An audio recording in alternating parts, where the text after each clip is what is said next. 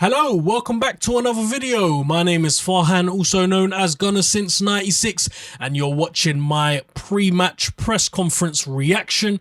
Mikel Arteta's press conference, where he discusses a whole load of things related to the semi-final, the second leg of the Europa League semi-final, where Arsenal will be playing Villarreal at the Emirates Stadium. A crucial game, the biggest of our season, one with so many consequences, whether we win or lose. We obviously get through to the finals if we win. Should we lose that, there will be consequences. This is crunch time right now, and there were some really interesting questions and answers at this press conference that I want to discuss. I've taken out 4 quotes that I want to talk about. So yeah, let's get right into it, with the first question being on whether this game will dictate our summer plans. Now, this question has been asked before, and he did mention that there is a number of different ways Arsenal could take it, whether we win the Europa League or we don't, whether we finish 5th or whether we finish 7th. There is a plan for every eventuality, but at this instant, he says, I don't know. It's difficult to respond to that. What I can say is that winning always helps for the future. It's the best way to prepare anything for the future. And what I will say, Mikel, is that was a very half-hearted answer, one that he seemed quite reluctant to answer. And actually, throughout the whole press conference, he did seem a little bit on edge, like he didn't really want to be there.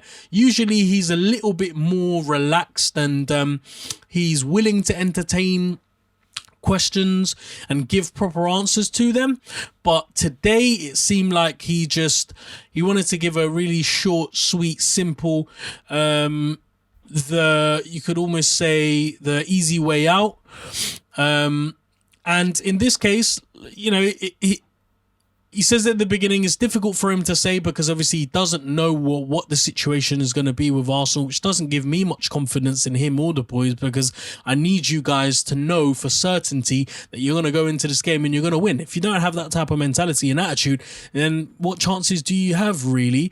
But he says, what I can say is that winning always helps for the future. So I'm assuming that by that answer, if we read between the lines, in order to have a good summer transfer window, we need to win the Europa League.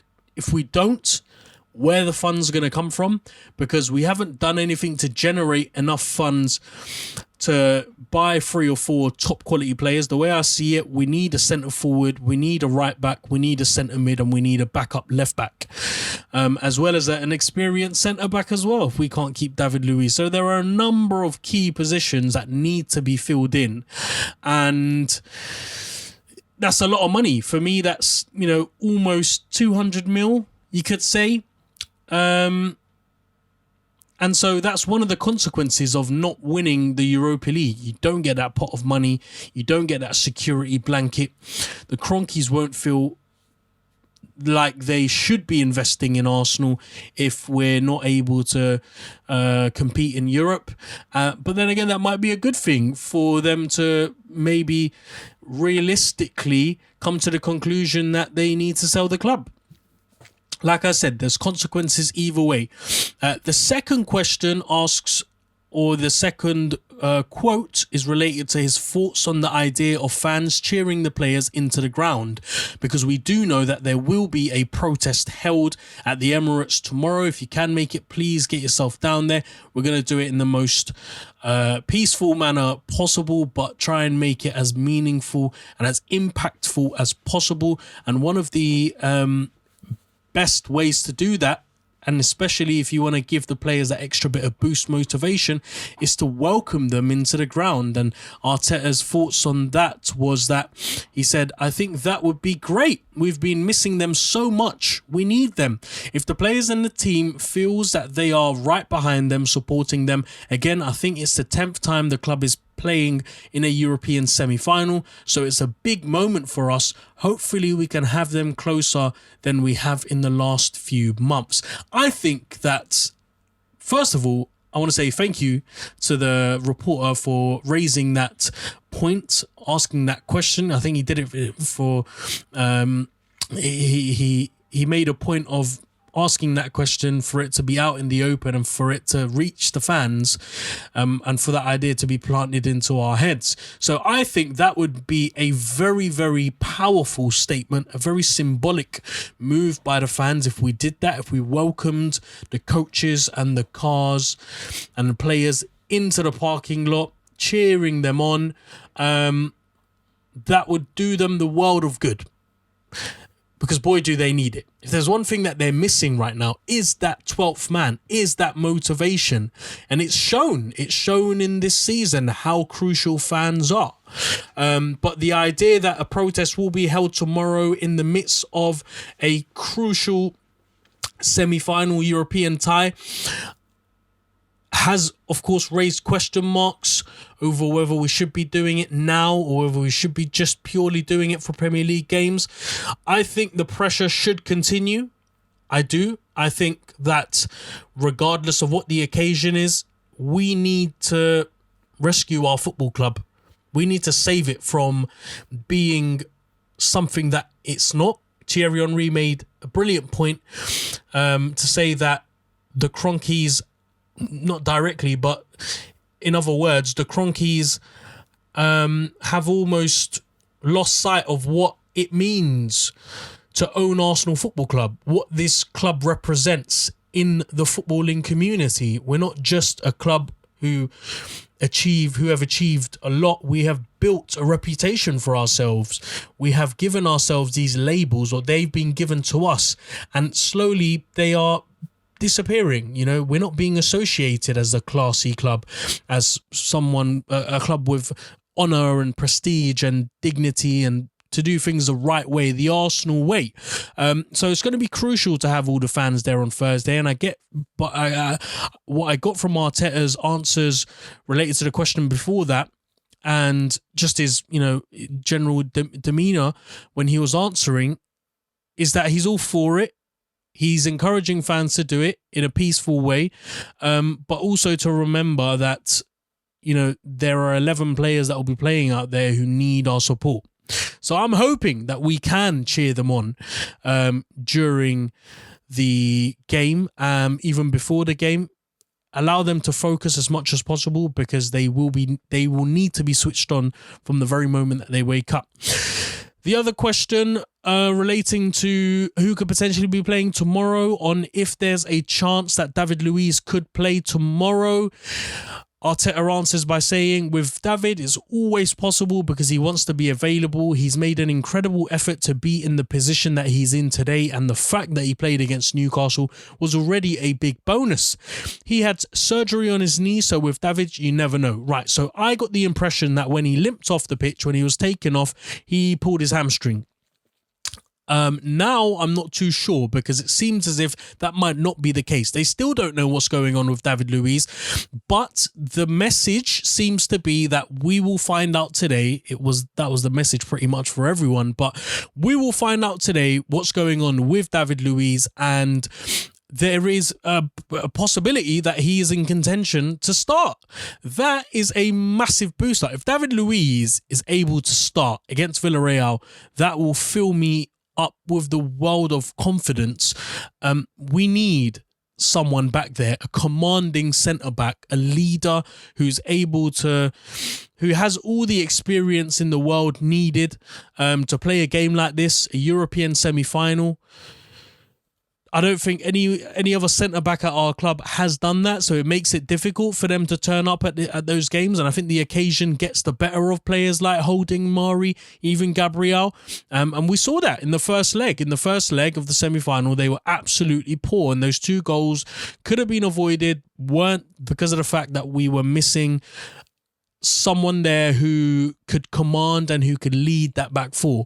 And so having him back there tomorrow will be such a big booster for us. But I mean, do you take that risk with someone like David Luiz? If he's suffering with half an injury even, do you then go ahead and put him in a situation that could further damage him and rule him out quite early on? I don't know. I don't really know how to. It'll be interesting to see who I play at the back when I do my my match day preview by starting 11 prediction. But you know, hopefully as the day goes on, we find out a little bit more as to whether David Luiz, how fit he is, and how bad or how not so bad the injury was.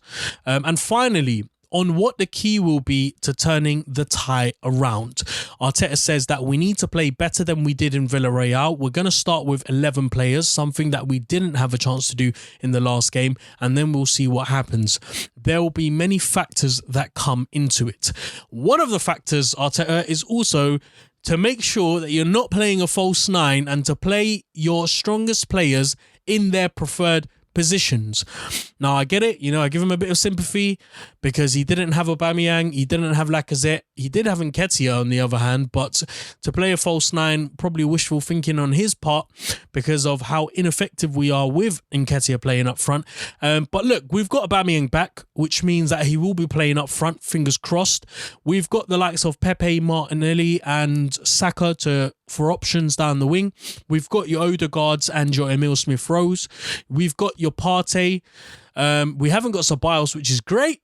Really good. We've got Xhaka, whether he plays left back or centre mid, who knows? There was a question about that, and I think the reason why Arteta has been playing him so much at left back is because he wants to build that confidence in him and try to develop him to be more comfortable at the left. And you know, who knows how long that could take, but it seems as if that he has got the hang of what to do as a left back, and his defensive duties have improved, especially in the second half where he was responsible for man marking and taking Chukwueze out of the game, and he did that pretty well.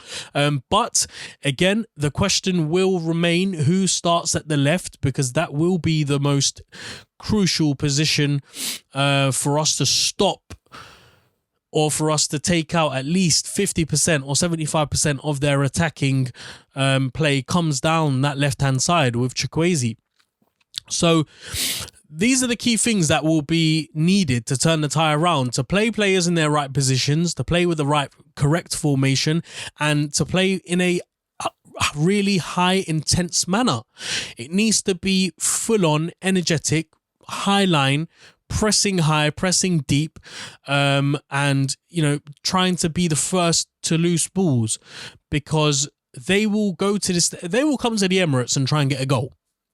They'll try and score to see the tie off, but they will be cautious as well. So I don't know how Unai Emery will manage the game, whether he starts quite slow or whether he goes, you know, gun-ho at the beginning to try and get that goal and to try and end the tie.